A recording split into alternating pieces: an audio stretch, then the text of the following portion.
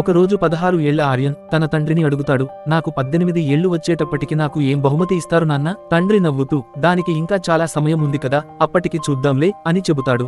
సమయం వేగంగా గడుస్తుంది. ఆర్యన్ పుట్టిన రోజుకు కేవలం 1 నెల మాత్రమే ఉంటుంది. ఆ రోజు ఆర్యన్ తన స్కూల్లో స్పృహ తప్పి పడిపోతాడు. వెంటనే అతనిని ఆసుపత్రికి తీసుకెళ్తారు. డాక్టర్ తన తండ్రికి చెబుతాడు, మీ అబ్బాయికి ఒక అరుదైన హార్ట్ డిసీజ్ ఉంది, అతను బ్రతికే అవకాశాలు చాలా తక్కువగా ఉన్నాయి అని. కొడుకును చూడటానికి వెళ్ళినప్పుడు అతను తండ్రి వైపు తిరిగి ఎంతో బాధతో, డాక్టర్ నేను చచ్చిపోతానని చెప్పాడా నాన్న అని అడుగుతాడు. తండ్రి కన్నీరు కార్చుకుంటూ అక్కడ నుండి వెళ్లిపోతాడు. కొన్ని రోజులు గడిచిపోతాయి. కొడుకు ఆశ్చర్యంగా తన పుట్టినరోజు స్పృహ నుండి బయటకి వస్తాడు. నాన్న ఎక్కడ అని అడుగుతాడు.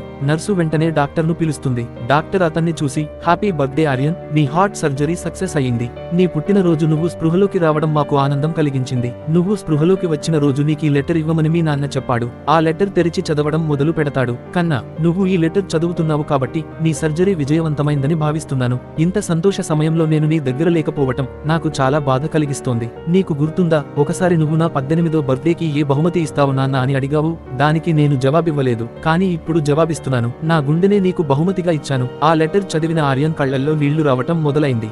మన కోసం ప్రాణాలనైనా లెక్క చేయని నాన్న కోసం ఒక లైక్ అయితే చేయవచ్చు. ఇలాంటి మరిన్ని మంచి కథల కోసం మార్నింగ్ థాట్స్ ని ఫాలో అవ్వండి.